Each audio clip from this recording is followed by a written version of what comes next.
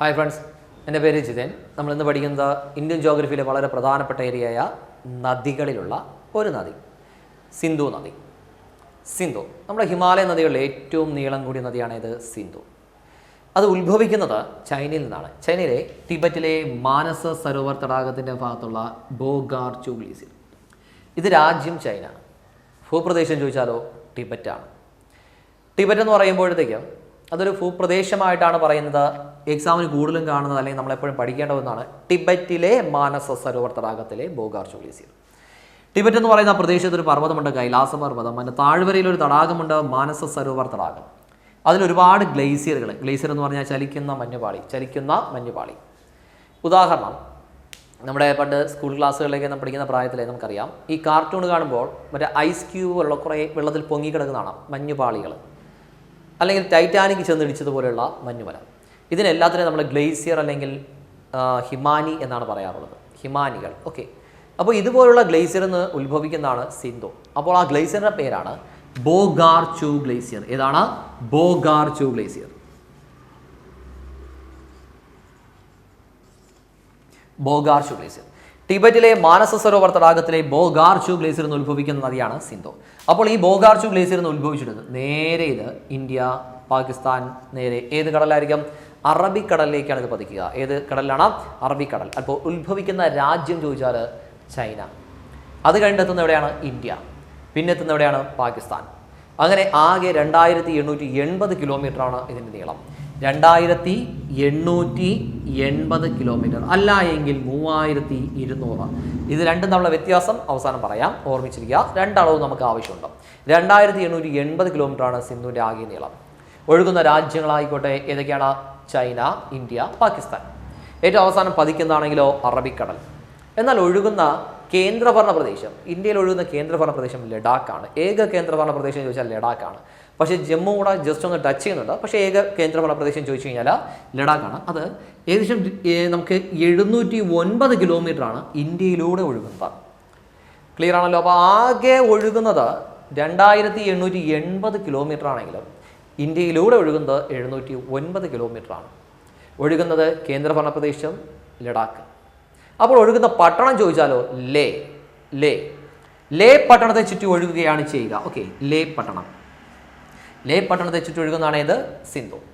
ഹിമാലയ നദികളിൽ ഏറ്റവും നീളം കൂടിയതാണ് സിന്ധു. ഹിമാലയ നദികളിൽ പടിഞ്ഞാറോട്ടൊഴുകുന്ന ഏക നദിയാണ് സിന്ധു. ഹിമാലയ നദികളിൽ അറബിക്കടലിൽ പതിക്കുന്നത് സിന്ധു.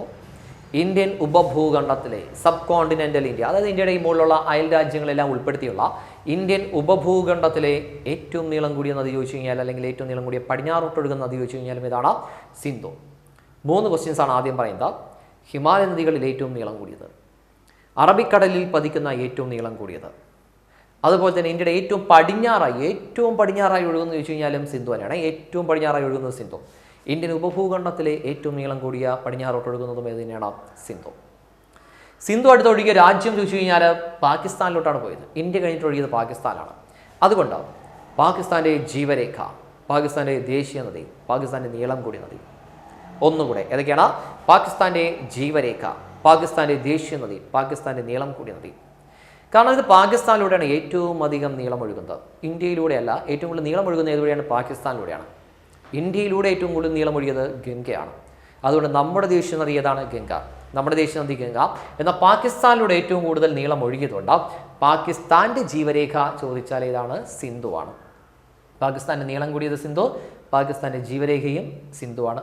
പാകിസ്ഥാൻ്റെ ദേശീയ നദിയും ഏതാണ്? സിന്ധു. ഇന്ത്യയുടെ ദേശീയ നദിയും ഇന്ത്യയുടേതായിട്ടുള്ള, ഇന്ത്യക്ക് ജീവരേഖയില്ല കേട്ടോ, അത് പ്രത്യേകം ഓർമ്മിച്ചോളാം. ഇന്ത്യക്ക് ജീവരേഖ ഇല്ല. ദേശീയ നദിയാണ്. ജീവരേഖയില്ല, ദേശീയ നദിയാണ്. ജീവരേഖ എന്ന് പറയണമെങ്കിൽ ആ പ്രദേശത്ത്, അതായത് നമ്മുടെ രാജ്യത്ത് മുഴുവനും അത്രയും സ്വാധീനം ചെലുത്തുന്ന, ജലം എത്തിക്കുന്ന ഒരു നദിയാവണം. നമുക്ക് ഗംഗയ്ക്ക് അതല്ല. അതുകൊണ്ട് ജീവരേഖ അല്ല, ദേശീയ നദിയാണ്. നമ്മുടെ ഇന്ത്യയുടെ ദേശീയ നദി ഏതാണ്? ഗംഗ. പക്ഷേ പാകിസ്ഥാൻ്റെ ദേശീയ നദിയും ജീവരേഖയും ഏത് തന്നെയാണ്? സിന്ധു. കാരണം നീളം കൂടിയ നദി സിന്ധു.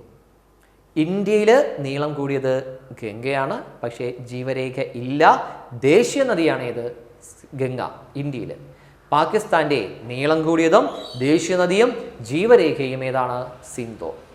ഇത് പതിക്കുന്നതെവിടെയാണ്? അറബിക്കടലിൽ പതിക്കുന്ന ഹിമാലയ നദി ചോദിച്ചു കഴിഞ്ഞാലും ഏത് തന്നെയാണ്? സിന്ധു. അറബിക്കടലിൽ പതിക്കുന്ന ഹിമാലയ നദി സിന്ധു. അപ്പോൾ ഒന്നുകൂടെ പറയാം. അറബിക്കടലിൽ പതിക്കുന്നു, പടിഞ്ഞാറോട്ട് ഒഴുകുന്നു, ഏറ്റവും നീളം കൂടിയത്, ഇന്ത്യൻ ഉപഭൂഖണ്ഡത്തിലെ ഏറ്റവും നീളം കൂടിയത്. ഇനി പാകിസ്ഥാന്റെ ജീവരേഖ, പാകിസ്ഥാന്റെ ദേശീയ നദി, പാകിസ്ഥാന്റെ നീളം കൂടിയ നദി എല്ലാം ഏത് തന്നെയാണ്? സിന്ധു. പാകിസ്ഥാന്റെ നീളം കൂടിയ ദേശീയ നദി എല്ലാം ഏത് തന്നെയാണ്? സിന്ധു. ഓക്കെ ആണല്ലോ. ഇനി അടുത്തതിലോട്ട് പോവാം. ഈ നമ്മുടെ സിന്ധു നദി 5 പോഷകനദിയാണുള്ളത്. ചലം, ചിനാബ്, രവി, ബിയാസ്, സത്ലജ്. ഏതൊക്കെയാണ്? ചലം, ചിനാബ്, രവി, ബിയാസ്, സത്ലജ്. ഏറ്റവും അവസാനം എല്ലാം കൂടെ എഴുതിയിട്ട് അതിൻ്റെ പ്രാചീന നാമങ്ങളെല്ലാം കൂടെ നമുക്ക് ഒരുമിച്ച് പഠിക്കാം. അതിന് മുന്നേ ഇത്ര ശ്രദ്ധിച്ചോളൂ. ചലം, ചിനാബ്, രവി, ബിയാസ്, സത്ലജ്. ഇത്രയുമാണ് പ്രധാനപ്പെട്ട പോഷക നദികളായിട്ട് നമ്മൾ പറയുന്നത്. ഈ പോഷക നദികളിൽ ഏറ്റവും നീളം കൂടിയത്, അല്ലെങ്കിൽ ഇന്ത്യയിലൂടെ ഏറ്റവും നീളം കൂടിയത്, ഏറ്റവും ചെറുത്, ഇങ്ങനെ കുറച്ച് വിശേഷണങ്ങളൊക്കെ ഉണ്ട്. അതിനു മുന്നേ നിങ്ങൾ ഈ പോഷക നദികളുടെ പ്രാചീന നാമങ്ങൾ കൂടെ നമുക്കൊന്ന് പഠിക്കാം. അതിനുശേഷം നമുക്ക് എല്ലാം കൂടെ നോക്കാം. ഓക്കെ, അപ്പോൾ പോഷക നദികൾ ആദ്യം പറയാം. ഒന്നാമത്തത് ചലം, ചിനാബ്,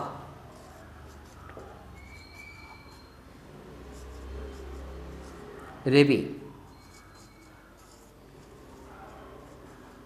ബിയാസ്,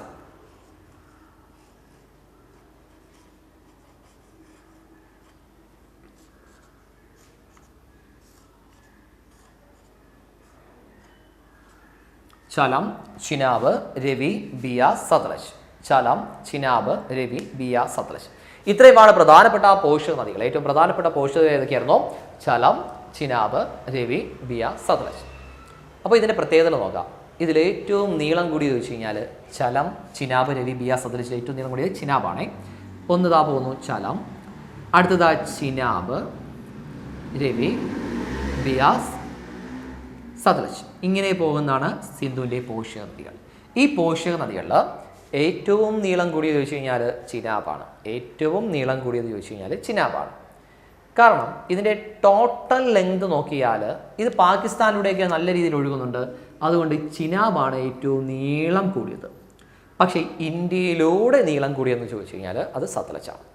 സത്ലജ് എന്ന് പറഞ്ഞാൽ ഏറ്റവും തെക്ക് ഭാഗത്ത് ഒഴുകുന്നത്. ഈ ഓർഡറിൽ തന്നെ പഠിച്ചോളണം. ഇതാണ് കറക്റ്റായിട്ട് ഓർഡർ. ഇതിൻ്റെ ഏറ്റവും തെക്ക് ഭാഗത്തുള്ളതാണ് ഏത്? സത്ലജ്. സത്ലജ് നിങ്ങൾക്ക് കാണുമ്പോൾ തന്നെ അറിയാം. ഏറ്റവും തെക്ക് ഭാഗത്തായിട്ട് സ്വാഭാവികമായിട്ടും ഇന്ത്യയിലൂടെ ഇത് കുറച്ചുകൂടെ നീളം കൂടുതൽ ഒഴുകും. ഏറ്റവും കൂടുതൽ നീളം ഇന്ത്യയിലൂടെ ഒഴുകുന്നത് വെച്ചാൽ ഏതാണ്? സത്ലജ്. ഇന്ത്യയിലൂടെ ഏറ്റവും കൂടുതൽ നീളം ഒഴുകുന്നത് ഏതാണ്? സത്ലജ്. ക്ലിയർ ആണല്ലോ. അപ്പോൾ ഏറ്റവും നീളം കൂടിയത് ചിനാബ്. ഇന്ത്യയിലൂടെ ഏറ്റവും നീളം കൂടിയത് ഏതാണ്? ഇന്ത്യയിലൂടെ ഒഴുകുന്ന നീളം കൂടിയത് സത്ലജ്. അപ്പോൾ ഏറ്റവും തെക്കെന്ന് ഉത്ഭവിക്കുന്നത് ഏതാണ്? സത്ലജ്. ഏറ്റവും തെക്കെന്ന് ഉത്ഭവിക്കുന്നത് സത്ലജ്. ഇന്ത്യക്ക് പുറത്തുനിന്ന് ഉത്ഭവിക്കുന്നത് ചോദിച്ചു കഴിഞ്ഞാലും സത്ലജാണ്. ഇത് ഉത്ഭവിക്കുന്ന രക്ഷസ്ഥൽ തടാകം അല്ലെങ്കിൽ രാക്ഷസ്ഥൽ തടാകത്തിൽ നിന്നാണ് ഉത്ഭവിക്കുന്നത്. അതുകൊണ്ട് ഇന്ത്യക്ക് പുറത്തുനിന്ന് ഉത്ഭവിക്കുന്നത് ചോദിച്ചു കഴിഞ്ഞാലും ഏതാണ്? സത്ലജാണ്. എങ്കിൽ പൂർണ്ണമായും ഇന്ത്യയുടെ ഉള്ളിൽ സ്ഥിതി ചെയ്യുന്ന നദി, പോഷകനദി, പൂർണ്ണമായും ഇന്ത്യയിലൂടെ മാത്രം ഒഴുകുന്ന സിന്ധുവിൻ്റെ പോഷകനദിയാണ് ബിയാസ്. അതിൻ്റെ കാരണം ഇതാണ്. ബിയാസ് ആണ് ഉള്ളതിൽ വെച്ചിട്ട് ഏറ്റവും ചെറുത്. ഇതാണെങ്കിൽ സത്ലജുമായിട്ടാണ് കൂടിച്ചേരുക. അപ്പോൾ ഏറ്റവും ചെറിയ പോഷകനദി ചോദിച്ചാൽ ഏതാണ്? ബിയാസാണ്. ഏറ്റവും ചെറിയ പോഷകനദി ബിയാസ്. അതുകൊണ്ട് തന്നെ പൂർണ്ണമായും ഇന്ത്യയിലൂടെ ഒഴുകുന്നത് ചോദിച്ചാലും ഏതാണ്? ബിയാസ്. എന്നാൽ ഇന്ത്യക്ക് പുറത്തുനിന്ന് ഉത്ഭവിക്കുന്നത് ചോദിച്ചു കഴിഞ്ഞാലോ സത്ലജ്. അപ്പോൾ പഞ്ചാബിലെ ചെറുത് ഏതാണ്? പഞ്ചാബിലെ ചെറുത് രവി. പഞ്ചാബിലെ ഏറ്റവും ചെറുത് ചോദിച്ചു കഴിഞ്ഞാൽ അത് രവിയാണ്. ക്ലിയർ ആണല്ലോ. അപ്പോൾ ഒന്നുകൂടെ ഏറ്റവും വലിയ പോഷകനദി ചോദിച്ചു കഴിഞ്ഞാൽ ഏതാണ്? അല്ലെങ്കിൽ നീളം കൂടി ചോദിച്ചു കഴിഞ്ഞാൽ ചിനാബ്. ഇന്ത്യയിലൂടെ ഏറ്റവും നീളം കൂടി ചോദിച്ചു കഴിഞ്ഞാലോ സത്ലജ്. ഏറ്റവും തെക്കെന്ന് ഉത്ഭവിക്കുന്നത് സത്ലജ്. ഇന്ത്യക്ക് പുറത്തുനിന്ന് ഉത്ഭവിക്കുന്നത് സത്ലജ്. ഇന്ത്യക്ക് അകത്തുകൂടെ പൂർണ്ണമായിട്ട് ഒഴുകുന്നത് ബിയാസ്. ഏറ്റവും ചെറുത് ബിയാസ്. പഞ്ചാബിലെ ഏറ്റവും ചെറുത് രവി. അപ്പോൾ ഈ 5 പോഷകനദികളെയും നമ്മൾ പ്രധാനമായിട്ടും സപ്തസിന്ധു എന്ന് പറയുന്ന ഒരു കാറ്റഗറിയിൽ ഉൾപ്പെടുത്തിയിട്ടുണ്ട്. സപ്തസിന്ധു എന്ന് പറയുമ്പോൾ 7 എണ്ണം വേണം. ഇവിടെ 5 എണ്ണം ഉണ്ട്. അപ്പോൾ 2 എണ്ണം ഏതൊക്കെയായിരിക്കും? സിന്ധുവും സരസ്വതിയും. പ്രാചീന കാലത്ത് സരസ്വതി ആണെങ്കിൽ ഇതാ ഈ റൂട്ടിലൂടെ പോയിട്ടുണ്ടായിരുന്നു സരസ്വതി പ്രാചീന കാലത്ത്. അപ്പോൾ സരസ്വതി പണ്ട് ഈ റൂട്ടിലൂടെ കറക്റ്റായിട്ട് പോയിക്കൊണ്ടിരുന്ന സമയത്ത് നമുക്ക് സപ്തസിന്ധു എന്ന് പറയുന്ന 7 എണ്ണം ഉണ്ട്. സിന്ധു, 5 പോഷകനദികൾ, സരസ്വതി. സിന്ധു, 5 പോഷകനദികൾ, സരസ്വതി. ക്ലിയർ ആണല്ലോ. ഇതിൽ സരസ്വതിയിലേക്ക് പണ്ട് കാലത്ത് പ്രാചീന കാലത്ത് ജലം എത്തിച്ചെന്ന് ചോദിച്ചു കഴിഞ്ഞാൽ സത്ലജാണ്. പ്രാചീന കാലത്ത് സരസ്വതിയുടെ പോഷകനദി ആയിരുന്ന സിന്ധുവിൻ്റെ പോഷകനദിയാണ് ഏത്? സത്ലജ്. കാരണം ഏറ്റവും തെക്ക് ഭാഗത്തല്ലേ? തെക്ക് ഭാഗത്തായതുകൊണ്ട് നമുക്ക് കുറച്ചുകൂടെ ജലം എത്തിക്കാൻ എളുപ്പമുണ്ട്. പ്രാചീന കാലത്ത് സരസ്വതിയുടെ പോഷക നദിയായിരുന്ന സിന്ധുവിൻ്റെ പോഷക നദിയാണ് ഏത്? സത്ലജ്. രാജസ്ഥാനും ഇതിൻ്റെ തൊട്ട് തെക്ക് ഭാഗത്തിനുണ്ട്. അപ്പോൾ അതുകൊണ്ട് രാജസ്ഥാൻ കനാലിലേക്ക് ജലം എത്തിക്കുന്നത് അല്ലെങ്കിൽ ഇന്ദിരാഗാന്ധി കനാൽ, രാജസ്ഥാൻ കനാലും ഇന്ദിരാഗാന്ധി കനാലും ഒന്ന് തന്നെയാണ്. അപ്പോൾ രാജസ്ഥാൻ കനാലിലേക്ക് അല്ലെങ്കിൽ ഇന്ദിരാഗാന്ധി കനാലിലേക്ക് ജലം എത്തിക്കുന്നത് ചോദിച്ചു കഴിഞ്ഞാൽ ഏതാണ്? സത്ലജ് ആണ്. രാജസ്ഥാൻ കനാൽ അല്ലെങ്കിൽ ഇന്ദിരാഗാന്ധി കനാലിലേക്ക് ജലം എത്തിക്കുന്നത് ചോദിച്ചു കഴിഞ്ഞാൽ ഏതാണ്? സത്ലജ് ആണ്. ക്ലിയർ ആണല്ലോ? ഒന്നുകൂടെ, ഏറ്റവും നീളം കൂടിയത് ചിനാബ്, എന്നാൽ ഇന്ത്യയിലൂടെ സത്ലജ്. ഏറ്റവും ചെറുത് ബിയാസ്. പഞ്ചാബിലേത് രവി. പൂർണ്ണമായും ഇന്ത്യയിലേക്കകത്തുള്ളത് ബിയാസ്. ഇന്ത്യക്ക് പുറത്തു നിന്ന് ഉത്ഭവിക്കുന്നത് ചോദിച്ചു കഴിഞ്ഞാലോ അത് സത്ലജ് ആണ്. എന്നാൽ പ്രാചീന കാലത്ത് സരസ്വതിയുടെ പോഷക നദിയായിരുന്നത് സത്ലജ്. ഇന്ദിരാഗാന്ധി കനാൽ അല്ലെങ്കിൽ രാജസ്ഥാനിലേക്ക് ജലം എത്തിക്കുന്ന പദ്ധതി ചോദിച്ചു കഴിഞ്ഞാൽ ഏതാണ്? അത് സത്ലജ് ആണ്. അപ്പോൾ ഈ 5 പോഷക നദികളുണ്ട്. നമുക്ക് സപ്തസിന്ധു എന്ന് പറയുമ്പോൾ 7 എണ്ണം വേണം. ഏതൊക്കെയാണ്? 5 പോഷക നദികളും സിന്ധുവും സരസ്വതിയും. സരസ്വതി ഇപ്പോൾ ഇല്ല, എവിടെ പോയി? ഹിമാലയ പർവ്വതം രൂപപ്പെട്ടപ്പോൾ അപ്രത്യക്ഷമായ നദിയാണ് ഇത്? സരസ്വതി. ഹിമാലയ പർവ്വതം രൂപപ്പെട്ടപ്പോൾ അപ്രത്യക്ഷമായ നദിയാണ് ഇത്? സരസ്വതി. ഓക്കെ. അപ്പോൾ ഇനി അടുത്ത് നമുക്ക് സിന്ധുവിൻ്റെതായിട്ടുള്ള ഈ പോഷക നദികൾ ഇന്ത്യയും പാകിസ്ഥാനും തമ്മിൽ വീതിച്ചെടുത്തു. കാരണം നമുക്ക് ഇന്ത്യക്ക് സ്വാതന്ത്ര്യം കിട്ടി 1947. അന്ന് റാഡ്ക്ലിഫ് ലൈൻ എന്ന് പറയുന്ന ഒരു രേഖയാണ് ഇന്ത്യയും പാകിസ്ഥാനെയും വേർതിരിച്ചത്. അന്ന് റാഡ്ക്ലിഫ് ആണെങ്കിൽ ഈ ഒരു വര വരച്ചിട്ട് പോയപ്പോഴത്തേക്കും നമ്മുടെ ഇന്ത്യയിലുള്ള എല്ലാ കാര്യങ്ങളും പാകിസ്ഥാനും ഇന്ത്യയും പരസ്പരം ഷെയർ ചെയ്തെടുത്തു. ഇന്ത്യയിൽ നിന്ന് പഴയ ഇന്ത്യ, സ്വാതന്ത്ര്യത്തിന് മുന്നേ ഉള്ള ഇന്ത്യയെ കീറി മുറിച്ചു രണ്ടായിട്ട്, ഇന്ത്യ എന്നും പാകിസ്ഥാനും. പാകിസ്ഥാൻ എന്ന് പറയുമ്പോൾ 2 പാകിസ്ഥാൻ ഉണ്ടായിരുന്നു. ഈ ഭാഗത്ത് നമ്മൾ പടിഞ്ഞാറൻ പാകിസ്ഥാൻ എന്ന് പറയും, ഈ ഭാഗത്ത് കിഴക്കൻ പാകിസ്ഥാൻ എന്ന് പറയും. ഈ കിഴക്കൻ പാകിസ്ഥാനാണ് ഇപ്പോഴത്തെ ബംഗ്ലാദേശ്. ഓക്കെ, ഇപ്പോൾ ബംഗ്ലാദേശ്, പണ്ട് കിഴക്കൻ പാകിസ്ഥാൻ എന്നാണ് അറിയപ്പെട്ടിരുന്നത്. പിന്നീട് അതിനെ നമ്മൾ സ്വാതന്ത്ര്യം നേടിയതിനു ശേഷം അതായത് അവർ സ്വാതന്ത്ര്യം നേടിയതിനു ശേഷം അതിന് ബംഗ്ലാദേശ് എന്ന പേരിലാണ് ഇപ്പോൾ ഇത് അറിയപ്പെടുന്നത്. അപ്പോൾ നമുക്കിപ്പോൾ ആവശ്യമുള്ള പാകിസ്ഥാൻ പടിഞ്ഞാറൻ പാകിസ്ഥാനാണ്. ഈ പടിഞ്ഞാറൻ പാകിസ്ഥാനും ഇന്ത്യയും പണ്ട് മുതലേ എപ്പോഴും യുദ്ധമാണ്. ജമ്മു കാശ്മീരിനെ ചൊല്ലിയിട്ടായാലും മറ്റ് പല ആഭ്യന്തര കാര്യങ്ങൾക്കകത്തും രണ്ടുപേരും തമ്മിൽ ശത്രുക്കളാണ് പാകിസ്ഥാനും ഇന്ത്യയും തമ്മിൽ. അപ്പോൾ അങ്ങനെ വന്നപ്പോൾ ഇന്ത്യക്ക് വിഭജിച്ച സമയത്ത്, ഇന്ത്യക്ക് സ്വാതന്ത്ര്യം കിട്ടിയ സമയത്ത് നമ്മൾ ആദ്യമായിട്ട് ഇന്ത്യൻ സ്വാതന്ത്ര്യ സമയത്ത് തന്നെ നമ്മൾ ഇന്ത്യ പാകിസ്ഥാൻ എന്ന് പറയുന്ന ഈ രണ്ട് രാജ്യങ്ങൾ രൂപപ്പെടുമ്പോൾ ഇവിടുത്തെ ജനങ്ങൾക്ക് ഇന്ത്യയിലോട്ട് വേണമെങ്കിൽ പോകാം, പാകിസ്ഥാനിലോട്ട് വേണമെങ്കിൽ പോകാം, രണ്ടിടത്തും പോകാനുള്ള സ്വാതന്ത്ര്യം കൊടുത്തോ, നിഷ്പക്ഷമായിട്ട് നിൽക്കാനുള്ള സ്വാതന്ത്ര്യം കൊടുത്തോ. അങ്ങനെ ഒരുപാട് ലഹളകളും കലാപങ്ങളും ഇതെല്ലാം നടക്കുകയാണ്. സംസ്ഥാനങ്ങളെ ഏകീകരിക്കാനായിട്ട് ശ്രമിക്കുന്നു, സംസ്ഥാന രൂപീകരണം നടക്കുന്നു, പുനഃസംഘടന നടക്കുന്നു, നാട്ടുരാജ്യങ്ങളുടെ സംയോജനം നടക്കുന്നു. ഇങ്ങനെ ഒരുപാട് ആഭ്യന്തര കലാപങ്ങളും അല്ലെങ്കിൽ ഇങ്ങനെ ഒരുപാട് പ്രശ്നങ്ങൾ നടന്ന ഒരു സമയമാണ്. അപ്പോൾ ആ സമയത്ത് നമുക്ക് എല്ലാം കൃത്യമായിട്ട് വീതം വയ്ക്കാനായിട്ട് പറ്റിയില്ല. ഇന്ത്യക്ക് എന്ത് കിട്ടും, പാകിസ്ഥാൻ എന്ത് കിട്ടുമെന്ന് വീതം വയ്ക്കാൻ പറ്റില്ല. പറ്റിയതെല്ലാം നമ്മൾ വീതിച്ചെടുത്തു. അതായത് ഗവൺമെൻറ് ഓഫീസുകളിലെ കസേരകളും മേശകളും വരെ വീതിച്ചെടുത്തു എന്നാണ് ചരിത്രം പറയുന്നത്. ഇങ്ങനെ മാക്സിമം നമുക്ക് വീതിക്കാൻ പറ്റുന്ന എല്ലാം വീതിച്ചു. പക്ഷേ അന്നത്തെ തിരക്കുകളുടെ ഇടയിൽ ഈ നദികൾ നമുക്ക് വീതിക്കാൻ പറ്റിയില്ല.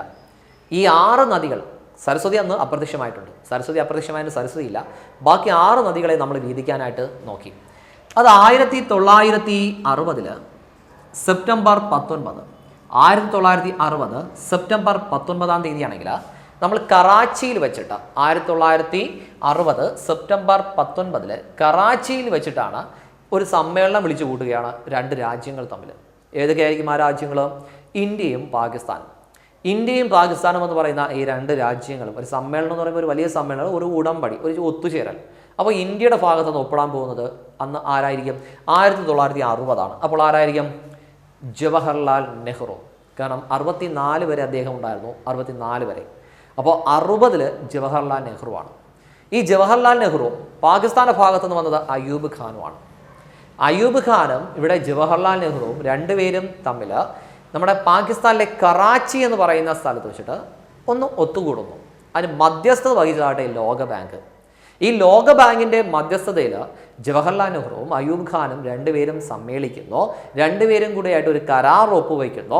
ഈ കരാറിൻ്റെ പേരാണ് സിന്ധു നദി ജല കരാർ. കാരണം ഈ സിന്ധു നദിയാണ് പാകിസ്ഥാൻ്റെ ജീവരേഖ, അവരുടെ ദേശീയ നദി, അവരുടെ നീളം കൂടിയ നദി. ഈ ഒരു നദി ഇല്ല എങ്കിൽ അവരുടെ രാജ്യം കാർഷിക മേഖലയിൽ പിന്നോക്കം പോകും. അവിടുത്തെ ജലസേചനം താറുമാറാകും. അവർക്ക് ആവശ്യമായ ജലം കൃത്യമായിട്ട് കിട്ടണമെന്നില്ല.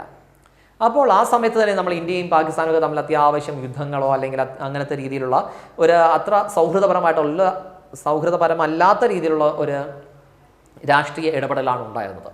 അതുകൊണ്ട് പാകിസ്ഥാനും സ്വാഭാവികമായിട്ട് ഒരു പേടി കാണും, നമ്മൾ അതിനിടയിൽ അണക്കെട്ട് നിർമ്മിക്കുമോ എന്ന്.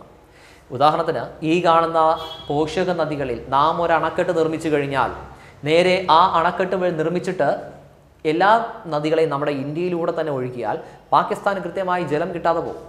കാരണം ഇന്ത്യയിൽ നിന്നാണ് ഇതെല്ലാം പോകുന്നത്. സിന്ധു ഇന്ത്യ പാസ് ചെയ്ത് പോയി. കൂടാതെ ചലം, ചിനാബ്, രവി, ബിയാസ്, സത്ലജ് എല്ലാം ഒഴുകിയത് ഇന്ത്യയിൽ നിന്നാണ്. എല്ലാം ഉത്ഭവിച്ചത് നമ്മുടെ ഹിമാചൽ പ്രദേശിൻ്റെ ഭാഗത്തോ അല്ലെങ്കിൽ നമ്മുടെ ജമ്മു കാശ്മീരിൻ്റെ ഒക്കെ ഭാഗത്തു നിന്നാണ് ഉത്ഭവിച്ചത്. എല്ലാം ഇവിടെ തന്നെ നമ്മൾ ബ്ലോക്ക് ചെയ്ത് ഒരു അണകെട്ടിട്ട് മറ്റൊരു ദിക്കിലേക്ക് ഒഴുകിയാൽ പാകിസ്ഥാന് വെള്ളമില്ലാതെ പോകും. അത് മുൻകൂട്ടി കണ്ടതുകൊണ്ടാവണം എന്തായാലും കരാർ ഒപ്പുവെച്ചിട്ട് കൃത്യമായിട്ട് 6 നദികളെ 3 വിധമായിട്ട് വീതിച്ചെടുക്കുന്നു. നമുക്കപ്പോൾ 6 നദിയുണ്ട്, 5 പോഷക നദികളുമുണ്ട്, സിന്ധുവുമുണ്ട്. നമുക്കപ്പോൾ തുല്യമായിട്ടാണ് വീതിക്കേണ്ടത്. 5 പോഷക നദികളും സിന്ധു ഉൾപ്പെടെ 6 നദികളെ നമ്മൾ തുല്യമായിട്ട് വീതിക്കുകയാണ് ചെയ്യുന്നത്. അപ്പോൾ ആ തുല്യമായിട്ട് വീതിക്കുക എന്ന് പറയുമ്പോൾ പാകിസ്ഥാന് 3 കിട്ടും, ഇന്ത്യക്ക് 3 കിട്ടും. അങ്ങനെ ഇന്ത്യക്ക് ലഭ്യമായ നദികൾ ഏതായിരിക്കും? ഇപ്പോൾ നമ്മൾ ആരെങ്കിലും ആണ് ഈ കരാർ ഒപ്പിടാൻ പോകുന്നതെന്ന് കരുതുക, അല്ലെങ്കിൽ നിങ്ങളാണ് ഒപ്പിടാൻ പോകുന്നതെന്ന് കരുതുക. ജവഹർലാൽ നെഹ്റുവിന് പകരം നിങ്ങൾ തന്നെ ഒപ്പിടാൻ വേണ്ടി പോയി. നിങ്ങൾ ഏത് ചോദിച്ചു വാങ്ങും? ഏറ്റവും വലുത് ചിനാബ്, ഇന്ത്യയിലൂടെ ഏറ്റവും വലുത് സത്ലജ്, പിന്നെ ഏറ്റവും വലിയ വേറൊരു സംഭവമുണ്ട്, സിന്ധു അവിടെ ഉണ്ട്. നമ്മൾക്ക് മിക്കവാറും ഈ 3 നദികളും സെലക്ട് ചെയ്തിട്ടായിരിക്കും വരുന്നത് അല്ലേ? പക്ഷേ നമുക്ക് ഇന്ത്യ സെലക്ട് ചെയ്തതല്ല. രവി, ബിയാസ്, സത്ലജ്, രവി, ബിയാസ്, സത്ലജ് 3 നമ്മൾ സെലക്ട് ചെയ്തത്. എന്തുകൊണ്ടായിരിക്കും? ഇന്ത്യൻ ഭൂപ്രകൃതിയോട് ഏറ്റവും ചേർന്ന് കിടക്കുന്നതാണ് ഈ 3 നദികളും. ആദ്യത്തേതായിട്ടുള്ള സിന്ധു, ചലം, ചിനാബ് ഇതെല്ലാം പ്രശ്നബാധിത മേഖലയിലൂടെയാണ് കൂടുതലും ഒഴുകുന്നത്. പാക് അധിനിവേശ കാശ്മീരൊക്കെ തന്നെ അപ്പോഴേ ഒരു വലിയൊരു രാഷ്ട്രീയ വിഷയമായിട്ട് നിൽക്കുകയാണ്. അപ്പോൾ നമ്മുടെ സേഫായിട്ട് നമ്മുടെ ജിയോഗ്രഫിക്കൽ സ്ട്രക്ചറിനോട് ചെയ്യുന്ന നമ്മുടെ ഭൂമിശാസ്ത്രപരമായിട്ട് നമുക്ക് ഏറ്റവും കൂടുതൽ അനുകൂലമായിട്ടുള്ള ഭൂപ്രദേശം എന്ന് പറഞ്ഞാൽ ഈ തെക്ക് ഭാഗമാണ്. അതുകൊണ്ട് നമ്മൾ രവി, ബിയാസ്, സത്ലജ് എന്ന് പറയുന്ന 3 സെലക്ട് ചെയ്യുന്നു. അപ്പോൾ സിന്ധു, ചലം, ചിനാബ് എല്ലാം ആര് കൊണ്ടുപോയി? പാകിസ്ഥാൻ കൊണ്ടുപോയി. ഏത് കരാർ പ്രകാരം? 1960 സെപ്റ്റംബർ 19 1960 സെപ്റ്റംബർ 19 സിന്ധു നദി ജല കരാർ പ്രകാരം. ഈ കരാർ ഒപ്പുവെച്ചത് ആരൊക്കെ തമ്മിൽ? ഇന്ത്യയും പാകിസ്ഥാനും തമ്മിൽ. ഏതൊക്കെ വ്യക്തികൾ? ജവഹർലാൽ നെഹ്റുവും അയൂബ് ഖാനും. എവിടെ വെച്ച്? കറാച്ചിയിൽ വെച്ചിട്ട്. മധ്യസ്ഥ വഹിച്ചതാര്? ലോകബാങ്ക്. ഈ കരാർ പ്രകാരം ഇന്ത്യക്ക് ലഭ്യമായ നദികൾ ഏതൊക്കെയായിരിക്കും? രവി, ബിയാസ്, സത്ലജ്. എന്നാൽ പാകിസ്ഥാൻ ലഭ്യമായതോ സിന്ധു, ചലം, ചിനാബ്. അങ്ങനെ 3 വിധമായിട്ട് നമ്മൾ വീതിച്ചെടുക്കുന്നു. അങ്ങനെ സിന്ധു നദി ജല കരാർ നിലവിൽ വരുന്നു. ഇപ്പോഴും നമ്മൾ ഈ കരാർ പാലിക്കുന്നുണ്ട്. ഇടയ്ക്ക് ഒരു രാഷ്ട്രീയപരമായിട്ടും എപ്പോഴും പാകിസ്ഥാനെ അല്ലെങ്കിൽ പാകിസ്ഥാനും ഇന്ത്യയും തമ്മിലുള്ള ബന്ധത്തിനിടയിലുള്ള ഒരു അത്യാവശ്യ ഉടമ്പടിയായിട്ട് തന്നെ ഇതിപ്പോഴും നിലകൊള്ളുന്നു. ഏതെങ്കിലും ഒരു വലിയ ആക്രമണം വന്നു കഴിഞ്ഞാൽ, പാകിസ്ഥാനാണെങ്കിൽ ഇന്ത്യയുമായിട്ട് കൊമ്പ് കോർത്ത് കഴിഞ്ഞാൽ, വലിയ എന്തെങ്കിലും ആക്രമണം വന്നു കഴിഞ്ഞാൽ ഇന്ത്യക്ക് ഒരുപക്ഷേ ഈ ജലം നിഷേധിക്കാനുള്ളൊരു സാധ്യത ഉണ്ട്, അല്ലെങ്കിൽ ഒരു ചോയ്സ് ഉണ്ട്. അതുകൊണ്ട് തന്നെ എപ്പോഴും ഒരു രാഷ്ട്രീയ ആയുധമായിട്ട് ഇപ്പോഴും ഈ കരാർ നിലകൊള്ളുന്നുണ്ട്. അപ്പോൾ 1960 സിന്ധു ജലക്കരാർ അല്ലെങ്കിൽ സിന്ധു നദി ജലക്കരാറാണ് നമ്മുടെ ഈ നദികളെ തമ്മിൽ അങ്ങോട്ടും ഇങ്ങോട്ടും വേർതിരിച്ച് അല്ലെങ്കിൽ പങ്കിട്ടെടുത്തിട്ടുണ്ടായിരുന്നത് ഈ കരാർ പ്രകാരമാണ്. അപ്പോൾ ഈ സിന്ധു ഒഴുകുന്ന റൂട്ട് നമുക്കൊന്നുകൂടെ നോക്കാം. സിന്ധു ആദ്യം ഒഴുകിയത് ചൈന, പിന്നെ എത്തിയത് ഇന്ത്യ, പിന്നെ പാകിസ്ഥാൻ. അങ്ങനെയാണെങ്കിൽ പാകിസ്ഥാന്റെ ജീവരേഖയാണ് ഏത്? സിന്ധു. പാകിസ്ഥാന്റെ ദേശീയ നദിയും സിന്ധു, പാകിസ്ഥാൻ നീളം കൂടിയതും സിന്ധു. ഇനി ഇത് പാകിസ്ഥാനിലേക്ക് പ്രവേശിച്ച് കഴിയുന്നത് ഇത് കറാച്ചിയിലൂടെയാണ് ഏറ്റവും കൂടുതൽ ഒഴുകുന്നത്. പാകിസ്ഥാനിൽ ഏറ്റവും കൂടുതൽ ഒഴുകുന്നത് കറാച്ചിയുടെ ഭാഗത്താണ്. അതായത് ഏറ്റവും വലിയ പട്ടണം ചോദിച്ചു കഴിഞ്ഞാൽ കറാച്ചിയാണ്. അവിടെ പറയേണ്ട ഒരു 2 പ്രധാനപ്പെട്ട പോയിന്റ് ഉണ്ട്. കാരണം നമ്മളെപ്പോഴും പർവ്വത നിരകൾ ബേസ് ചെയ്തിട്ടോ അല്ലെങ്കിൽ ഒഴുകുന്ന പ്രദേശം ബേസ് ചെയ്തിട്ട് PSC ചോദിക്കാറുണ്ട്. അപ്പോൾ ആ 2-3 പോയിന്റ്സ് കൂടെ ഒന്ന് ശ്രദ്ധിക്കുക. കാരണം ഇത്രയും ഭാഗത്ത് ഉത്തരപർവ്വത മേഖലകളാണ്. ഇത്രയും ഉത്തരപർവ്വത മേഖല എന്നാണ് പറയുക. ഈ ഭാഗം ഇത്രയും ട്രാൻസ് ഹിമാലയം, ഇതിൻ്റെ ഈ ഭാഗം ഹിമാലയം, അത് കഴിഞ്ഞിട്ട് ഇതിൻ്റെ ഈ ഭാഗം അത്രയും കിഴക്കൻ മലനിരകൾ, അതായത് ഈസ്റ്റേൺ ഹിൽസ്, പൂർവാഞ്ചൽ എന്നാണ് അറിയപ്പെടുക. ഇത്രയും ട്രാൻസ് ഹിമാലയം, ഈ ഭാഗം വരുമ്പോൾ ഹിമാലയം, ഈ ഭാഗം വരുമ്പോൾ പൂർവാഞ്ചൽ. ഇത്രയുമുള്ള ഒരു ഭൂപ്രദേശമാണ് ഇന്ത്യയുടേത്. ഈ ഭാഗത്തെല്ലാം വലിയ പർവ്വതമാണ്. അപ്പോൾ ഇന്ത്യക്ക് അകത്തേക്ക് ഒരു പർവ്വതം വരണമെങ്കിലോ ഇന്ത്യക്ക് അകത്തേക്ക് ഒരു നദി വരണമെങ്കിലോ പുറത്തേക്കൊരു നദി പോകണമെങ്കിലോ മിക്കവാറും ഒരു പർവ്വതത്തെ പാസ് ചെയ്യേണ്ടി വരും. അങ്ങനെ ഈ സിന്ധു നദി ഈ വരുന്ന വഴിക്ക് ഇന്ത്യയിൽ നിന്ന് പാകിസ്ഥാനിലേക്ക് പ്രവേശിക്കുന്ന ഒരു പർവ്വതമുണ്ട്. ഈ പർവ്വതത്തിൻ്റെ പേര് നംഗ പർവ്വതം. സിന്ധു നദി ഇന്ത്യയിൽ നിന്ന് നേരെ അടുത്ത് പാകിസ്ഥാനിലോട്ട് പോകുന്നത് ഈ നംഗ പർവ്വതത്തിനെ ചുറ്റിയാണിത് പാകിസ്ഥാനിലേക്ക് പോകുന്നത്. ഈ പാകിസ്ഥാനിലേക്ക് പോകുമ്പോഴുള്ള പ്രദേശത്തിൻ്റെ പേരാണ് ചോദിക്കുന്നതെങ്കിൽ ചില്ലാർ. അത് കഴിഞ്ഞിട്ട് പോകുന്നത് ഒരു സമതലത്തിലൂടെയാണ്. ആ സമതലത്തിൻ്റെ പേര് ചോദിച്ചാൽ അറ്റോക്ക്. സമതലത്തിൻ്റെ പേര് ചോദിച്ചു കഴിഞ്ഞാൽ അറ്റോക്ക്. അത് കഴിഞ്ഞിട്ട് പോകുന്ന പ്രധാനപ്പെട്ട പട്ടണം ചോദിച്ചാൽ കറാച്ചി. കുറച്ചുകൂടെ കഴിയുമ്പോൾ ഇതിന് കുറുകെ ഒരു അണക്കെട്ട് നിർമ്മിച്ചിട്ടുണ്ട്, ഏറ്റവും വലിയ അണക്കെട്ട്. പാകിസ്ഥാനിൽ സിന്ധുവിന് കുറുകെ നിർമ്മിച്ചിരുന്ന ഏറ്റവും വലിയ അണക്കെട്ടാണ് ടർബേല.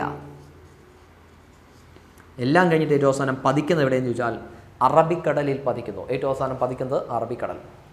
അപ്പോൾ സിന്ധുവിൻ്റേതായിട്ടുള്ളത് ഉത്ഭവസ്ഥാനം ടിബറ്റിലെ മാനസ സരോവർ തടാകത്തിലെ ബോഗാർ ചു ഗ്ലേസിയർ. അത് കഴിഞ്ഞിട്ട് ഇന്ത്യയിലേക്ക് പ്രവേശിക്കുന്നുണ്ട്. ഇന്ത്യയിലേക്ക് വന്നതിന് ശേഷം ഇതാണെങ്കിൽ ലഡാക്കിലൂടെയാണ് ഒഴുകുന്നത്, ലേ പട്ടണത്തെ ചുറ്റിയാണ് ഒഴുകുന്നത്. അത് കഴിഞ്ഞിട്ട് നേരെ പാകിസ്ഥാനിലേക്ക് പോകാൻ പോകുന്നു. ഈ പാകിസ്ഥാനിലേക്ക് പ്രവേശിക്കുന്നത് ഏത് വഴിയെന്ന് ചോദിച്ചു കഴിഞ്ഞാൽ നംഗ പർവ്വതത്തെ ചുറ്റി പ്രവേശിക്കുന്നുണ്ട്. നംഗ പർവ്വതം കഴിഞ്ഞാൽ എന്തായാലും അത്യാവശ്യം ഒരു പ്രദേശമായിരിക്കണം, ഒരു താഴ്വരയ്ക്കുള്ള ഒരു പ്രദേശം. ആ പ്രദേശം ചോദിച്ചു കഴിഞ്ഞാൽ ചില്ലാറാണ്. ചില്ലാർ എന്ന് പറയുന്ന പ്രദേശത്തേക്ക് പ്രവേശിക്കുന്നു. ഇനി പർവ്വതം കഴിഞ്ഞാൽ ഒരു സമതലം വേണം, നല്ല ഉയരമുള്ള ഒരു പ്രദേശമുണ്ട്, അതിൻ്റെ ഒരു താഴ്വര വന്നു, പിന്നെ ലാസ്റ്റ് നിരന്ന പ്രതലമാണ് സമതലമായിട്ട് വരുന്നത്. അപ്പോൾ ആ സമതലം ചോദിച്ചാൽ അറ്റോക്കാണ്. ഇനി പ്രധാന പട്ടണം ചോദിച്ചാൽ കറാച്ചി. എന്നാൽ ഇന്ത്യയിലുള്ള ഒരു പട്ടണം നമ്മൾ പറഞ്ഞു, ഏതാണ്? ലേ പട്ടണം. സിന്ധു നദി ഇന്ത്യയിൽ ഒഴുകുന്ന പ്രധാന പട്ടണം ഏതായിരുന്നു? ലേ പട്ടണം. ലഡാക്കിലെ ലേ പട്ടണം. എന്നാൽ ഏറ്റവും വലിയ പട്ടണം ചോദിച്ചാൽ ഏതാണ്? കറാച്ചി. സിന്ധുവിന് തീരത്തായി സ്ഥിതി ചെയ്യുന്ന ഏറ്റവും വലിയ പട്ടണം കറാച്ചി. എന്നാൽ ഏറ്റവും വലിയ അണക്കെട്ട് ചോദിച്ചാലോ ടർബേല. സിന്ധുവിന് തീരത്തായി സ്ഥിതി ചെയ്യുന്ന അല്ലെങ്കിൽ സിന്ധുവിന് കുറുകെ സ്ഥിതി ചെയ്യുന്ന ഏറ്റവും വലിയ അണക്കെട്ടാണ് ഏതാ? ടർബേല ഡാം. ഏതാണ്? ടർബേല ഡാം. അപ്പോൾ ഇത്രയും ക്ലിയർ ആണെന്ന് കരുതുന്നു. അപ്പോൾ ഇനി അടുത്ത് നമുക്ക് ആദ്യം മുതൽ ഒന്നുകൂടെ പറയാം, എന്നിട്ട് നമുക്ക് ഇതിൻ്റെ എല്ലാത്തിൻ്റെയും പ്രാചീന നാമങ്ങളിലേക്ക് തിരിച്ചു വരാം. ഓക്കെ, അപ്പോൾ നമുക്ക് ആദ്യത്തേത് സിന്ധുവിൻ്റെ ഉത്ഭവസ്ഥാനം ടിബറ്റിലെ മാനസ സരോവർ തടാകത്തിലെ ബോഗാർ ചു ഗ്ലേസിയർ. ആകെ നീളം 2880 അല്ലെങ്കിൽ 3200. ഇന്ത്യയിലൂടെ ഒഴുകുന്ന 709 കിലോമീറ്റർ. നമ്മുടെ അതായത് ഹിമാലയ നദികളിൽ ഏറ്റവും നീളം കൂടിയ നദി. ഹിമാലയ നദികളിൽ പടിഞ്ഞാറോട്ടൊഴുകുന്ന ഏറ്റവും നീളം കൂടിയത്. അറബിക്കടലിൽ പതിക്കുന്ന ഏറ്റവും നീളം കൂടിയത്. ഇന്ത്യൻ ഉപഭൂഖണ്ഡത്തിലെ ഏറ്റവും നീളം കൂടിയത്. പാകിസ്ഥാൻ്റെ ജീവരേഖ, പാകിസ്ഥാൻ്റെ ദേശീയ നദി, പാകിസ്ഥാൻ്റെ നീളം കൂടിയ നദി. ഉത്ഭവം ടിബറ്റിലെ മാനസ സരോവർ തടാകത്തിലെ ബോഗാർ ചു ഗ്ലേസിയറാണ്. പക്ഷേ ഇത് പാകിസ്ഥാനിലേക്ക് പ്രവേശിച്ച് ചോദിച്ചാൽ നംഗ പർവ്വതം. ഏത് പ്രദേശം? ചില്ലാർ, സമതലം, അറ്റോക്ക്. എന്നാൽ പ്രദേശം ചോദിച്ചാലോ, അതായത് പട്ടണം, ഏറ്റവും വലിയ പട്ടണം ചോദിച്ചാലോ കറാച്ചി. എന്നാൽ ഇതിൻ്റെ കുറുകെ നിർമ്മിച്ചിരിക്കുന്ന അണക്കെട്ടാണെങ്കിൽ ടർബേല ഡാം, പതനം അറബിക്കടൽ. അപ്പോൾ ഇങ്ങനെ നേരെ സിന്ധു നദി അറബിക്കടലിൽ പതിച്ചു. ഈ സിന്ധുവിൻ്റെ പ്രധാന പോഷകതകളായിരുന്നു ഏതൊക്കെ? ചലം, ചിനാബ്, രവി, ബിയാസ്, സത്ലജ്. ഏറ്റവും നീളം കൂടിയത് ചിനാബ്. ഇന്ത്യയിലൂടെ ഏറ്റവും നീളം കൂടിയത് സത്ലജ്. എന്നാൽ ഇന്ത്യക്ക് പുറത്തുനിന്ന് ഉത്ഭവിക്കുന്നതും സത്ലജ്. ഏറ്റവും തെക്കെന്നുള്ളത് സത്ലജ്. എന്നാൽ പ്രാചീന കാലത്ത് സരസ്വതിക്ക് ജലം എത്തിച്ചിരുന്നതും സത്ലജ്. രാജസ്ഥാൻ കനാൽ അല്ലെങ്കിൽ ഇന്ദിരാഗാന്ധി കനാലിലേക്ക് ജലം എത്തിച്ചതും സത്ലജ്. ഏറ്റവും ചെറുതാണ് ഏത്? ബിയാസ്. പൂർണ്ണമായും ഇന്ത്യയിൽ ഒഴുകുന്നത് ബിയാസ്. പഞ്ചാബിൽ ഏറ്റവും ചെറുതാണ് ഏത്? രവി. ഇത്രയും ഓക്കെയാണല്ലോ. ഇനി അടുത്തതിൽ നമ്മുടെ സിന്ധു നദീജല കരാർ 1960 സെപ്റ്റംബർ 19 കറാച്ചി, ബാക്കിയൊക്കെ ഓർത്തിരുന്നാൽ മതി. ഓക്കെ, ഇനി അടുത്തതിലോട്ട് പോവാം.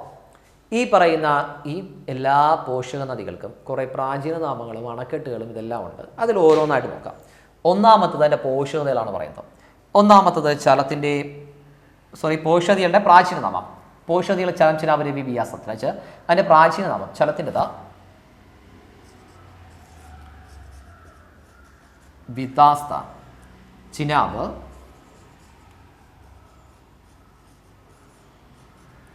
അസ്കിനി, രവി,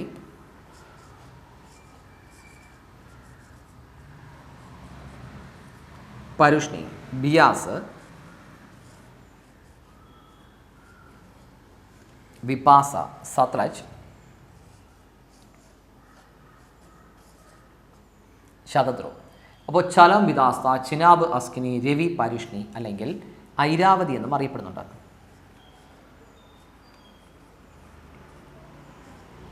ബിയാസ്, വിപാസ, സത്ലജ്, ശതദ്രു. അപ്പോൾ ഒന്നും കൂടെ നോക്കാം. ഒന്നാമത്തത് ചലം, വിതാസ്ത, ചിനാബ്, അസ്കിനി, രവി, പരുഷ്ണി അല്ലെങ്കിൽ ഐരാവതി. ബിയാസ് ആണെങ്കിലോ വിപാസ, സത്ലജ്, ശതദ്രു. ഒന്നുകൂടെ ചലം, വിതാസ്ത, ചിനാബ്, അസ്കിനി, രവി, പരുഷ്ണി അല്ലെങ്കിൽ ഐരാവതി, ബിയാസ, വിപാസ, സത്ലജ്, ശതദ്രു. ഇത്രയുമാണ് എൻ്റെ പ്രാചീന നാമങ്ങൾ. ഒന്നുകൂടെ ചലം, വിതാസ്ത, ചിനാബ്, അസ്കിനി, രവി, പരുഷ്ണി, ബിയാസ്, വിപാസ, സത്ലജ്, ശതദ്രു. ഇത്രയും പ്രധാനപ്പെട്ട പ്രാചീന നാമങ്ങൾ. അപ്പോൾ ഇനി ഇതിനകത്തുള്ള നദികളുടേതായിട്ടുള്ള പ്രധാനപ്പെട്ട ഉത്ഭവ സ്ഥാനങ്ങളൂടെ പറയാൻ പോകുന്നു. ഉത്ഭവസ്ഥാനം.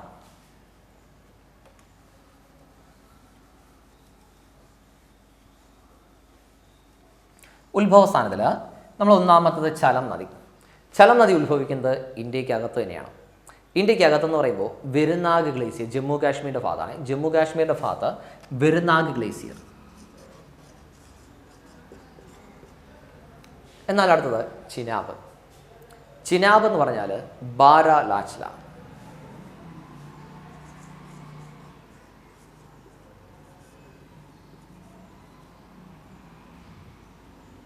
ബാരാലാച്ല.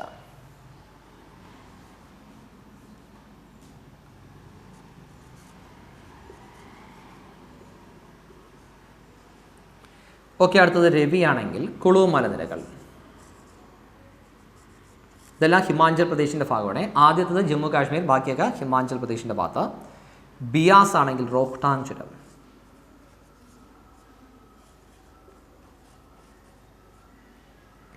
സത്ലജ് ആണെങ്കിൽ രാക്ഷസ്ഥൽ അല്ലെങ്കിൽ രാക്ഷസ്ഥൽ.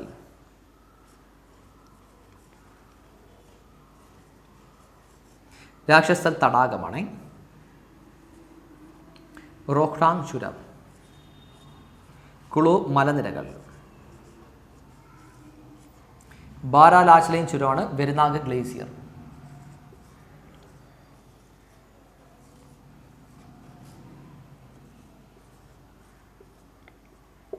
ഇത്രയും നന്നായിട്ട് പഠിച്ചോ, പ്രധാനപ്പെട്ടതാണ്. ഇതിൽ ഓർമ്മിക്കാൻ എളുപ്പമുണ്ട്. രാക്ഷസ്ഥൽ തടാകം എന്ന് പറഞ്ഞാൽ ഇന്ത്യക്ക് പുറത്താണ്. അത് ടിബറ്റിൻ്റെ ഭാഗത്താണ്. ഇന്ത്യയിൽ ഈ ഭാഗത്ത് ടിബറ്റിൻ്റെ ഭാഗത്തു നിന്നാണ് ഇത് ഉത്ഭവിക്കുന്നത്. ഈ രാക്ഷസ്ഥൽ തടാകം എന്ന് പറയുന്നത് ടിബറ്റാണ്. അതാണ്ടാണ് ഇന്ത്യക്ക് പുറത്തുനിന്ന് ഉത്ഭവിക്കുന്നത്. നമ്മൾ പഠിച്ചപ്പോഴത്തേക്കും അത് സത്ലജ് പഠിച്ചത്. ഇന്ത്യക്ക് പുറത്തുനിന്നും ഏതാണ് പഠിച്ചത്? സത്ലജ്. അപ്പോൾ ഒന്നുകൂടെ നോക്കാം. ആദ്യത്തെ ജമ്മു കാശ്മീർ വരുന്നത്, പിന്നെ ടിബറ്റിൽ വരുന്നുണ്ട്, ബാക്കിയൊക്കെ നമുക്ക് ഹിമാചൽ പ്രദേശിലാണ് വരുന്നത്. അപ്പോൾ ചലം നദിയുടെ ആണെങ്കിൽ വെരുനാഗ് ഗ്ലേസിയർ. ചലം നദി ആണെങ്കിൽ വെരുനാഗ് ഗ്ലേസിയർ. ചിനാബ് ആണെങ്കിലോ ചിനാബിൻ്റെതായിട്ട് ബാരാലാച്ല. ചിനാബ് ആണെങ്കിലോ ബാരാലാച്ല. രവി ആണെങ്കിലോ കുളു മലനിരകൾ. രവി കുളു മലനിരകൾ. ബിയാസ് റോഹ്ടാങ് ചുരം. ബിയാസ് റോഹ്ടാങ് ചുരം. എന്നാൽ സത്ലജ് ആണെങ്കിൽ നമുക്ക് രക്ഷസ്ഥൽ തടാകം ടിബറ്റ്. രക്ഷസ്ഥൽ തടാകം ടിബറ്റ്. അപ്പോൾ എല്ലാത്തിൻ്റെ ഉത്ഭവസ്ഥാനം ക്ലിയർ ആണെന്ന് കരുതുന്നു. ഒന്നുകൂടെ ശ്രദ്ധിച്ചോടാം.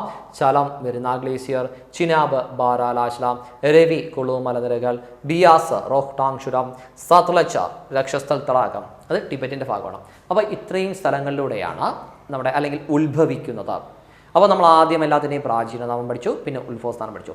ചലത്തിൻ്റെ പ്രാചീന നാമം ഏതാണ്? ചലത്തിൻ്റെത് വിതാസ്ത. ചിനാബ് ആണെങ്കിലോ അസ്കിനി. രവി ആണെങ്കിലോ പരിഷ്ണി. മറ്റൊരു പേരൂടെ ഉണ്ടായിരുന്നു, ഏതോ ഐരാവതി. അടുത്തത് ബിയാസ്, വിപാസ. സത്ലജ് ആണെങ്കിൽ ശതദ്രു. ശതദ്രു ഒക്കെ ആണല്ലോ. ഉത്ഭവസ്ഥാനവും ഇപ്പോൾ പഠിച്ചേ ഉള്ളൂ, ക്ലിയർ ആണെന്ന് കരുതുന്നു. ഇനി ഇതിനകത്തുള്ള ചെറിയ ചെറിയ കുറച്ച് പോയിന്റ്സ് നമ്മൾ ആദ്യം പറയെല്ലാം കുറേ പ്രധാനപ്പെട്ട പോയിന്റ്സാണ്. ചലം നദിക്കരയിൽ ഒരു യുദ്ധം നടന്നിട്ടുണ്ടായിരുന്നു. ഇത് PSC ഒരുപാട് തവണ ചോദിച്ചിട്ടുണ്ട്. പക്ഷേ നമ്മുടെ സിലബസിലെ യഥാർത്ഥത്തിൽ ഇതില്ല. കാരണം ഹിസ്റ്ററിയിലൊക്കെയാണ് ഇത് പലപ്പോഴും വരുന്നത്. ഹിസ്റ്ററി നോക്കിയാൽ അറിയാം, ഹൈഡാസ്പസ് യുദ്ധം എന്ന് പറയും. ഹൈഡാസ്പസ് യുദ്ധം അല്ലെങ്കിൽ ഹിഡാപ്പസിനെ കാണും. ഹൈഡാസ്പസ് അല്ലെങ്കിൽ ഹിഡാപ്പസ് യുദ്ധം. BC 327 അലക്സാണ്ടറും പോറസും തമ്മിലൊക്കെ ഏറ്റുമുട്ടിയെന്നൊക്കെ പറഞ്ഞാൽ ഒരു വലിയ ചരിത്രം തന്നെ നമ്മൾ സാധാരണ ഹിസ്റ്ററിയിൽ പഠിക്കാറുണ്ട്. പക്ഷേ നമ്മൾ ജോഗ്രഫിയിലോട്ട് വരുമ്പോൾ അത്രത്തോളം ഒന്നും ഇതിനകത്ത് നമുക്ക് ആവശ്യമില്ല. കാരണം നമ്മളെ ഹിസ്റ്ററിയിൽ പോലും ഇതിപ്പോൾ സിലബസിൽ നമ്മുടെ പല സിലബസിലും ഇല്ല. കാരണം നമുക്ക് പഴയതല്ലേ, പഴയ കാര്യമായതുകൊണ്ട് BC 326 നമുക്കിപ്പോൾ ഇല്ല. പക്ഷേ നദിക്കരയുമായി ബന്ധപ്പെട്ട് ഇതിനകത്തുള്ള ക്വസ്റ്റ്യൻ വരാറുണ്ട്. അതായത് ഹിസ്റ്ററിക്കകത്തല്ലാതെ നദിക്കരയിൽ ചോദിക്കുന്ന ക്വസ്റ്റ്യൻ ഇതാണ്: ചലം നദിക്കരയിൽ നടന്ന യുദ്ധം ഏതാണ്? ആരൊക്കെ തമ്മിലാണ് ഏറ്റുമുട്ടിയത്? അല്ലെങ്കിൽ അലക്സാണ്ടർ പോറസ് തമ്മിൽ ഏറ്റുമുട്ടിയ യുദ്ധം ഏതാണ്? ഏത് നദിക്കരയിലാണ് അത് സ്ഥിതി ചെയ്യുന്നത്? ഇങ്ങനെയൊക്കെ ചോദിക്കാറുണ്ട്. അപ്പോൾ അതുകൊണ്ട് മനസ്സിലാക്കിയിരിക്കുക, ചലം നദിക്കരയിൽ BC 326 നടന്ന യുദ്ധത്തിൻ്റെ പേരാണ് ഹൈഡാസ്പസ്.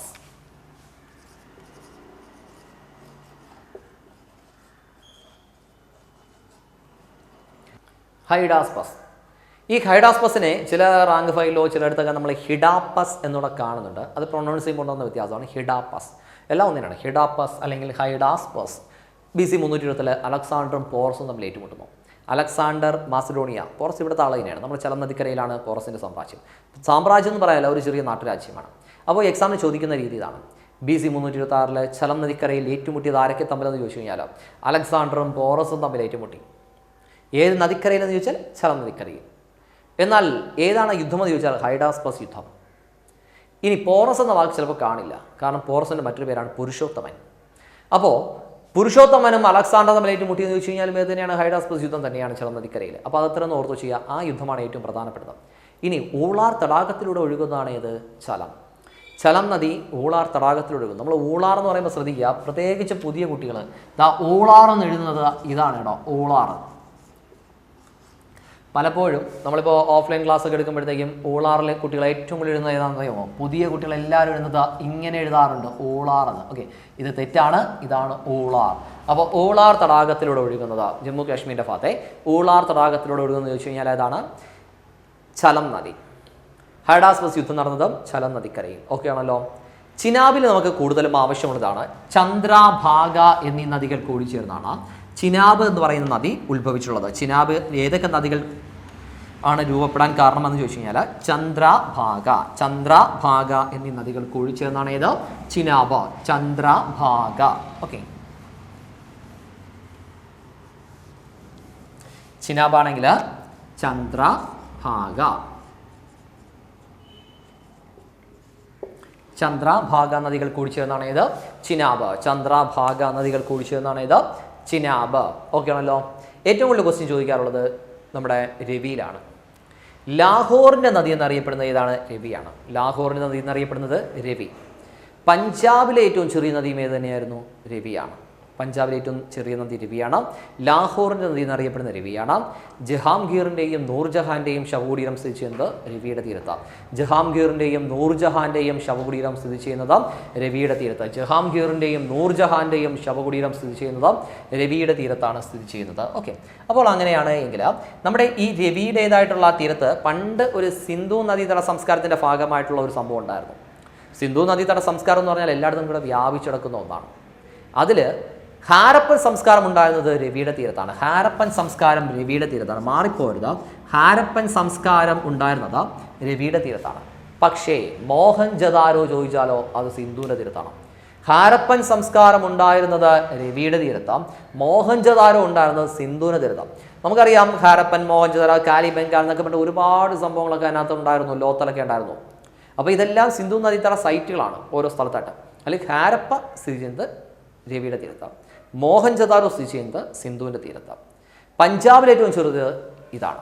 കുളു മലനിരകളിലൂടെ ഒഴുകുന്ന, നമ്മളെ ഉത്ഭവസ്ഥാനം അറിയാം കുളു മലനിര. അപ്പോൾ കുളു ഭാഗത്തു നിന്നൊക്കെ ഒഴുകുന്നത് ചോദിച്ചു കഴിഞ്ഞാലും അല്ലെങ്കിൽ ആ ഭാഗത്ത് ഒഴുകുന്നത് ചോദിച്ചാൽ ഏതാണ്? രവിയാണ്. ഇനി അടുത്തതാണ് ബിയാസ്. ബിയാസ് ചെന്ന് പതിക്കുന്നത് ഇന്ത്യക്കകത്ത് വെച്ച് തന്നെ സത്ലജിലാണ് ചെന്ന് പതിക്കുന്നത്. സാധാരണ പോഷതികൾ എന്ന് പറയുമ്പോഴത്തേക്കും നമ്മളിപ്പോൾ സിന്ധുവിലോട്ട് ഡയറക്റ്റ് ചെന്ന് കയറേണ്ടതല്ലേ, അല്ലെങ്കിൽ സിന്ധുവിലോട്ട് ചെന്ന് പതിക്കേണ്ടതാണ്. പക്ഷെ അങ്ങനെയൊന്നുമല്ല. ബിയാസ് എന്ന് പറഞ്ഞാൽ ചെന്ന് പതിക്കുന്നത് ഈ സത്ലജിലുമായിട്ട് ചെന്ന് ചേരുക.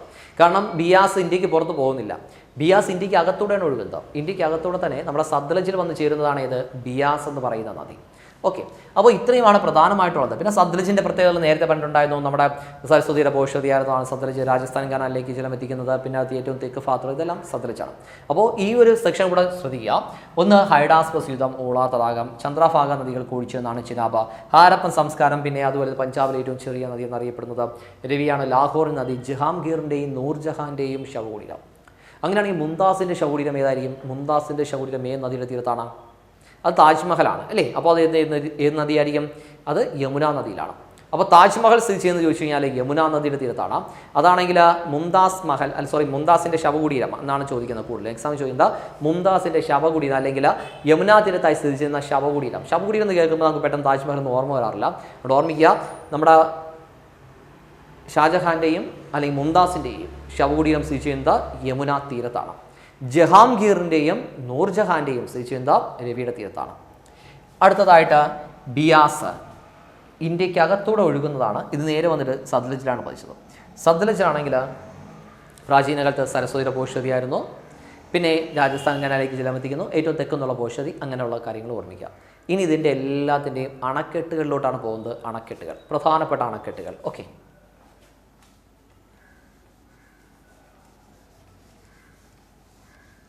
അണക്കെട്ടുകൾ പ്രധാനമായിട്ടും ചലം നദിയിലുള്ളത് കിഷൻ ഗംഗ,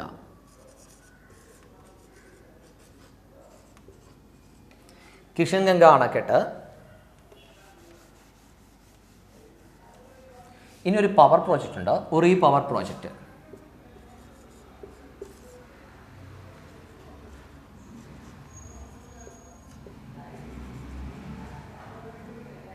ഉറി പവർ പ്രോജക്റ്റ്. പിന്നെ അത് കഴിഞ്ഞിട്ട് ചിനാബിലുള്ളത് ദുൽഹസ്തി, ബഗ്ലിഹർ.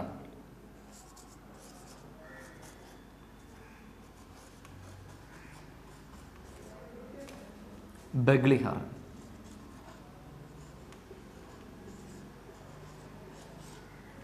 രവിയിലാണെങ്കിലോ തേയിൻ ഡാം.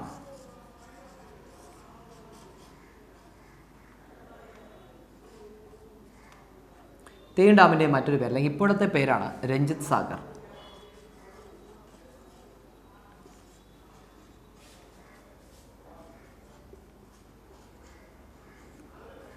തേയിൻ ഡാം അല്ലെങ്കിൽ രഞ്ജിത്ത് സാഗർ. ബിയാസിൻ്റേതാണ് പോങ്ങണക്കെട്ട് അല്ലെങ്കിൽ മറ്റൊരു പേരാണ് മഹാറാണ പ്രതാപ് സാഗർ.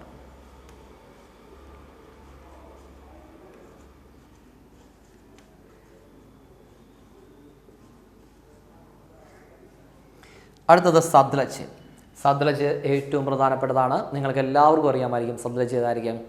സത്ലജിലുള്ള അണക്കെട്ടിൻ്റെ പേരാണ് ഫക്രാനങ്കൽ. ഫക്രാനങ്കൽ ഏറ്റവും പ്രധാനപ്പെട്ടതാണ്.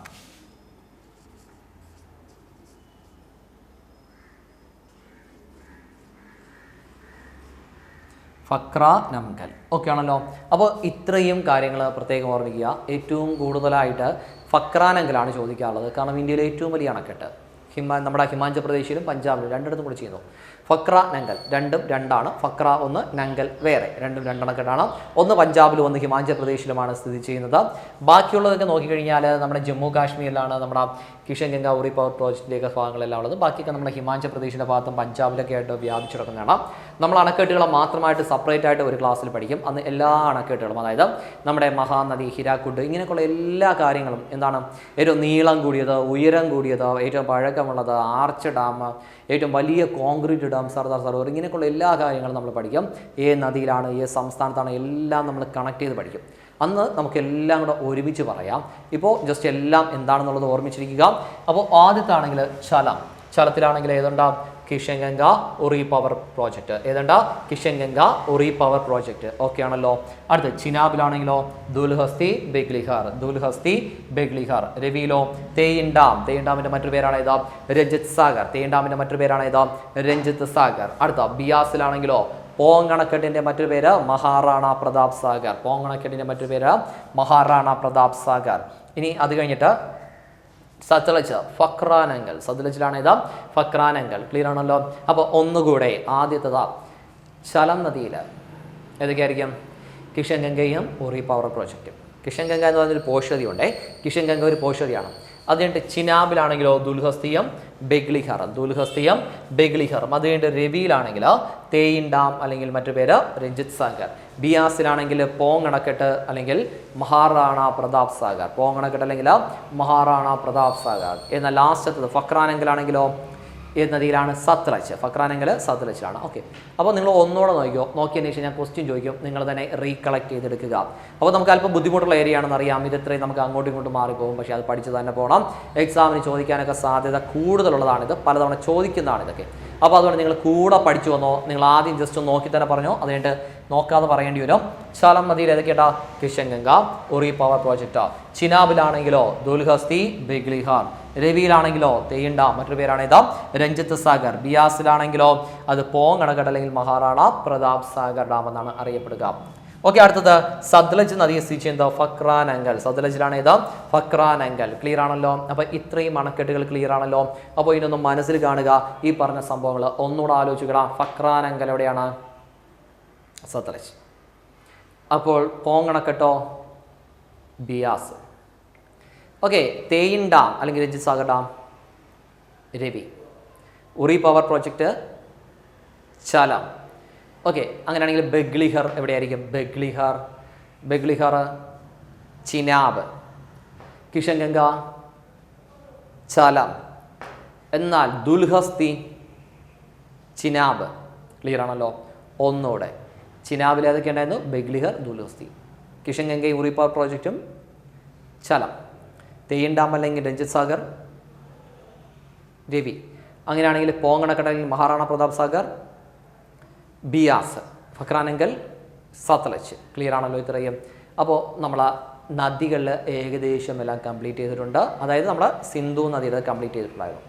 അപ്പോൾ നമുക്കിനി അടുത്ത് എല്ലാം ആദ്യം മുതലൊന്ന് പ്രധാനപ്പെട്ടതും ഇനി ഇതിനകത്ത് വിട്ടുപോയിട്ടുള്ളതും ഇനി പ്രധാനമായിട്ട് എക്സാമിന് ചോദിക്കുന്ന പ്രീവിയസ് ക്വസ്റ്റ്യൻ കൂടെ നമുക്ക് നോക്കാം.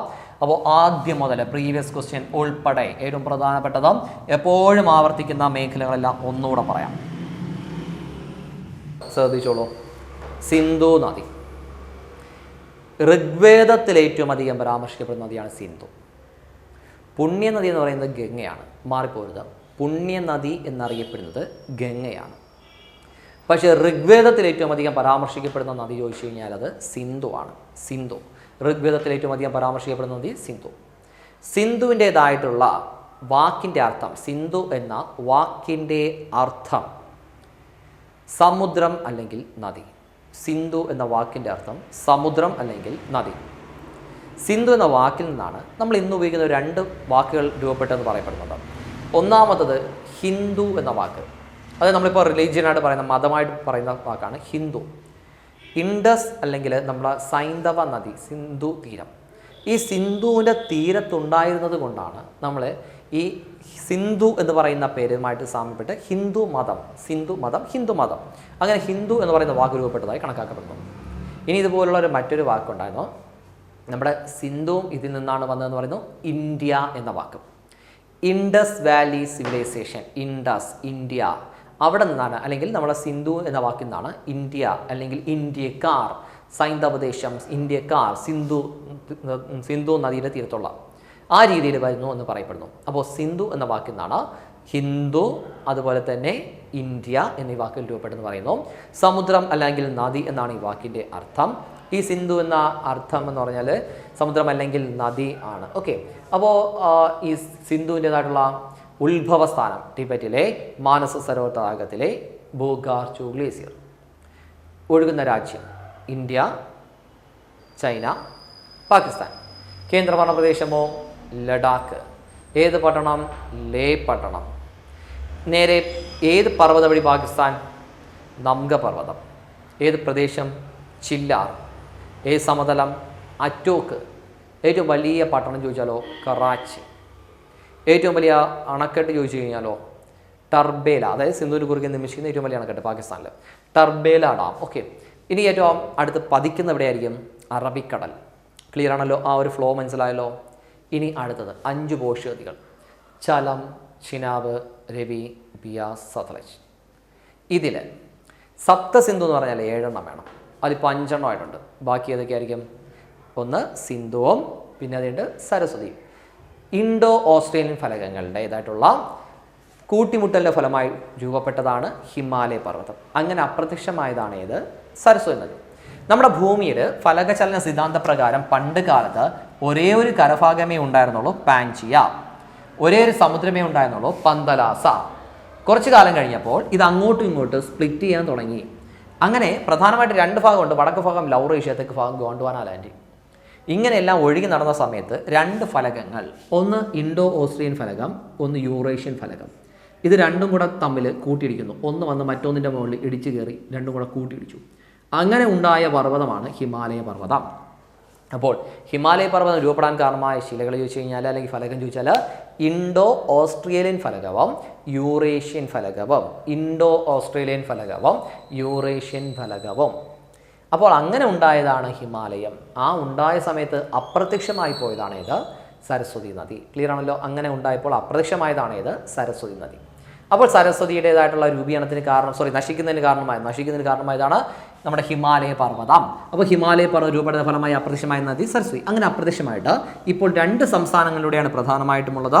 ഒന്നാണെങ്കിൽ രാജസ്ഥാൻ, ഒന്നാണെങ്കിൽ ഹരിയാന. രാജസ്ഥാനിലും ഹരിയാനയിലും കൂടെ ഒഴുകുന്നതാണ് ഇത്? സരസ്വതി. രാജസ്ഥാനിലും ഹരിയാനയിലും കൂടെ ഒഴുകുന്നതാണ് ഇത്? സരസ്വതി. അങ്ങനെ സരസ്വതി നദി ഇപ്പോൾ ഭൂമിക്കടിയിലൂടെ ഒഴുകുന്ന. പ്രാചീന കാലത്ത് സരസ്വതിക്ക് ജലം എത്തിച്ചിരുന്നതാണ് ഇത്? സത്ലജ്. നമ്മുടെ രാജസ്ഥാനിലും ഇന്ദിരാഗാന്ധി കനാലിൽ ഇവിടെയെല്ലാം എത്തിച്ചിരുന്നത് ഇവിടുത്തെ ഏതാണ്? സരസ്വതി. ഏറ്റവും തെക്കുള്ളത് സരസ്വതിയിലേക്ക് എത്തിച്ചിരുന്നത് സത്ലജ്. ഏറ്റവും തെക്ക് ഭാഗത്തായിട്ടുള്ളതാണ് സത്ലജ്. പ്രാചീന കാലത്ത് സരസ്വതിയിലേക്ക് വെള്ളം എത്തിച്ചിരുന്നതും സത്ലജാണ്. ഇപ്പോൾ നമ്മുടെ രാജസ്ഥാനിലേക്ക് അല്ലെങ്കിൽ ഇന്ദിരാഗാന്ധി കനാലിലേക്ക് ജലം എത്തിക്കുന്നതും സത്ലജാണ്. ഏറ്റവും തെക്ക് ഭാഗത്തുള്ളതും ഏതാണ്? സത്ലജാണ്. ഇന്ത്യക്ക് പുറത്തുനിന്ന് ഉത്ഭവിക്കുന്നതും സത്ലജാണ്. സദ്ലജിലുള്ള അണക്കെട്ട് ചോദിച്ചു കഴിഞ്ഞാലോ ഫക്രാനങ്കൽ അണക്കെട്ട്. സദ്ലജിലുള്ള അണക്കെട്ട് ഏതാണ്? ഫക്രാനങ്കൽ അണക്കെട്ട്. എന്നാൽ നമ്മുടെ ഏറ്റവും ചെറിയ നദി ചോദിച്ചാൽ ബിയാസ്. പഞ്ചാബിലെ ചെറുതാണെങ്കിലോ രവി. ഏറ്റവും വലുത് ചോദിച്ചു കഴിഞ്ഞാൽ ഏതാണ്? ഏറ്റവും നീളം കൂടിയത് ചിനാബ്. ഇന്ത്യയിലൂടെ ഏറ്റവും നീളം കൂടിയത് സത്ലജാണ്. ഇന്ത്യയിലെ ഏറ്റവും നീളം കൂടിയത് ചോദിച്ചു കഴിഞ്ഞാൽ ഇന്ത്യയിലൂടെ ഒഴുകുന്നതിൽ നീളം കൂടിയത്, ഇന്ത്യയിലൂടെ ഒഴുകുന്നതിൽ സത്ലജാണ്. ഏറ്റവും ചെറുത് ഏതായിരുന്നു? ബിയാസ്. പഞ്ചാബിലെ ചെറുതായിരുന്നു ഏത്? രവി. ഇന്ത്യക്കകത്ത് പൂർണ്ണമായിട്ടും ഒഴുകുന്നത് ബിയാസാണ്. ഇന്ത്യക്ക് പുറത്തുനിന്നും ഉത്ഭവിക്കുന്നത് ചോദിച്ചു കഴിഞ്ഞാൽ സത്ലജാണ്. ഓക്കെ ആണല്ലോ. അപ്പോൾ എല്ലാത്തിൻ്റെ ഉത്ഭവസ്ഥാനം കൂടെ നോക്കാം. ചലം ഏതാണ്? വെരുന്ന ഗ്ലേസിയർ. ചിനാബ് ആണെങ്കിലോ ബാരാലാശ്ല. ചിനാബ് ഏതാണ്?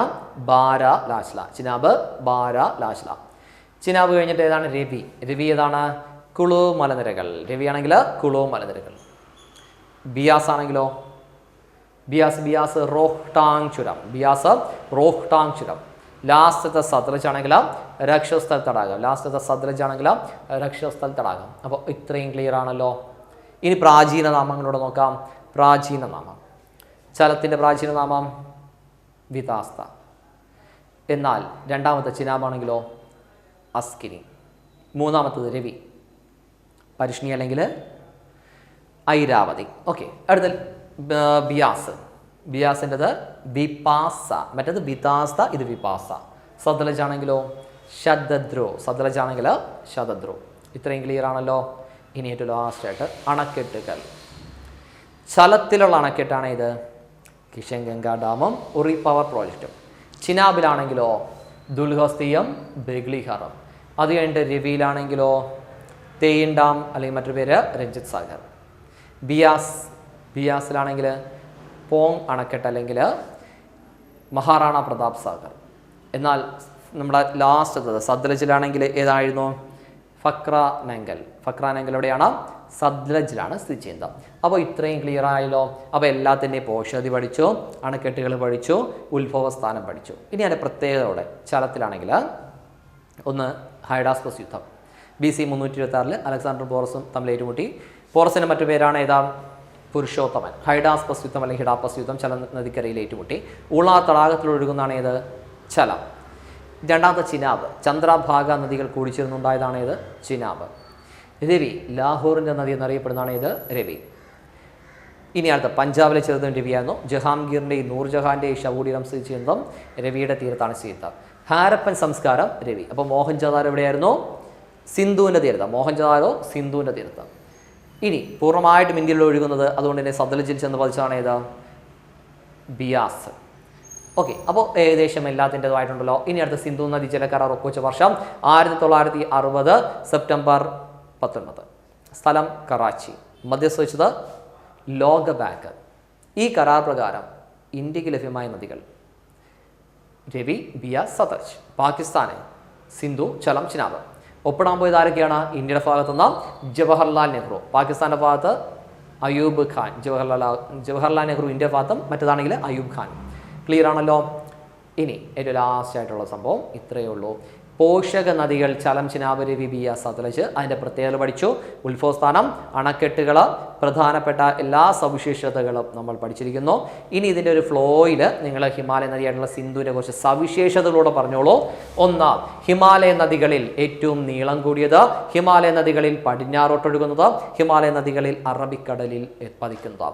പടിഞ്ഞാറെന്ന് പറഞ്ഞാലും പശ്ചിമം എന്ന് പറഞ്ഞാലും ഒന്നാണ്. ഇന്ത്യയിൽ ഈ സൈഡിലാണ് പശ്ചിമഘട്ടം വരുന്നത്. വെസ്റ്റേൺ ഗട്ട്സ് എന്നാണ് പശ്ചിമഘട്ടത്തിന് ഇംഗ്ലീഷിൽ പറയുക, ഇല്ലേ? Western guts. അപ്പോൾ വെസ്റ്റ് എന്ന് പറഞ്ഞാൽ പശ്ചിമം, പടിഞ്ഞാറ്. പടിഞ്ഞാറ് ഞാൻ പറയുന്ന പേരാണ് പശ്ചിമം. അപ്പോൾ നമ്മുടെ പശ്ചിമ ദിക്കിലേക്ക് ഒഴുകുന്ന ഏറ്റവും നീളം കൂടി ചോദിച്ചു കഴിഞ്ഞാൽ ഏതാണ്? സിന്ധു. അറബിക്കടലിൽ പതിക്കുന്നത് സിന്ധു. അങ്ങനെയാണെങ്കിൽ ഹിമാലയ നദികളിലെ ഏറ്റവും നീളം കൂടിയത് ഏതാണ്? സിന്ധു. ഇന്ത്യൻ ഉപഭൂഖണ്ഡത്തിൽ ഏറ്റവും നീളം കൂടിയത് പടിഞ്ഞാറോട്ട് ഒഴുകുന്നത് ചോദിച്ചു കഴിഞ്ഞാൽ സിന്ധു. പാകിസ്ഥാൻ്റെ ജീവരേഖ, പാകിസ്ഥാൻ്റെ ദേശീയ നദി, പാകിസ്ഥാൻ്റെ നീളം കൂടിയ നദിയെല്ലാം സിന്ധു. അപ്പോൾ നമ്മൾ ലാസ്റ്റ് ഒരു കാര്യം പറയാമെന്ന് പറഞ്ഞിട്ടുണ്ടായിരുന്നു. സിന്ധുവിൻ്റെ നീളം ബേസ് ചെയ്തിട്ടാണ്. സിന്ധുവിൻ്റെ നീളം നമ്മൾ എത്രയാണ് പഠിച്ചത്? 2880. 2880 കിലോമീറ്റർ. നമ്മുടെ ഗംഗയുടേതോ 25. ബ്രഹ്മപുത്ര 2900. ഏറ്റവും നീളം കൂടിയ ഹിമാലയ നദിയായിട്ട് നമ്മൾ പഠിച്ചതാണ് സിന്ധു. നീളം നോക്കിയാൽ പലപ്പോഴും ബ്രഹ്മപുത്ര അല്ലേ എന്നൊരു ഡൗട്ട് തോന്നാം. നമ്മുടെ ഉത്തരപ്രകാരം ഏറ്റവും കൂടുതൽ പഠിക്കുന്ന ഏതാണ്? സിന്ധുവാണ്. ഏറ്റവും നീളം കൂടിയ ഹിമാലയ നദി സിന്ധു ആണ്. കാരണം നമ്മളെ സിന്ധുവിൻ്റെ അളവ് ഇത് മാത്രമല്ല 3200 അല്ലെങ്കിൽ 3180 നമ്മൾ സിന്ധുവിൻ്റെ നീളമായിട്ട് പഠിക്കാറുണ്ട്. 3200 അല്ലെങ്കിൽ 3180. ഇപ്പോൾ കുറച്ച് അപ്ഡേഷനൊക്കെ വന്നതുകൊണ്ട് റാങ്ക് ഫയലൊക്കെ ചിലപ്പോൾ 2880 കാണുന്നുണ്ട്. 2880 അപ്ഡേറ്റ് ചെയ്ത് വന്നുവെങ്കിലും നമ്മുടെ പഴയ അളവുകളൊക്കെ നോക്കിക്കഴിഞ്ഞാൽ ഏറ്റവും നീളം കൂടിയതാണ് സിന്ധു. ആ ക്വസ്റ്റ്യൻ ഇപ്പോഴും മാറ്റം വന്നിട്ടില്ല. ഏറ്റവും നീളം കൂടിയ ഹിമാലയ നദി ഏതാണ്? സിന്ധു. ഓക്കെ, ഏറ്റവും നീളം കൂടിയ ഹിമാലയ നദി ഏതാണ്? സിന്ധു. അളവുകളിലൊക്കെ ഇങ്ങനെ ചെറിയൊരു വേരിയേഷൻസും ഡൗട്ടൊക്കെ വരാൻ സാധ്യതയുണ്ട്. ഇങ്ങനെയൊക്കെ വരുന്നുവെങ്കിലും ഓർമ്മിക്കുക, പഴയ അളവ് പ്രകാരം നമ്മൾ പഠിക്കുന്നതായിരുന്നു. പക്ഷേ കുറച്ച് അളവൊക്കെ വ്യത്യാസം വന്നപ്പോൾ ഇപ്പോൾ നമുക്ക് ബ്രഹ്മപുത്ര അല്ലേന്ന് തോന്നും. പക്ഷേ നമുക്ക് ആവശ്യമുള്ള ഉത്തരം ഏത് തന്നെയാണ്? സിന്ധു തന്നെയാണ്. ഏറ്റവും നീളം കൂടിയ ഹിമാലയ നദി ഏതാണ്? സിന്ധു.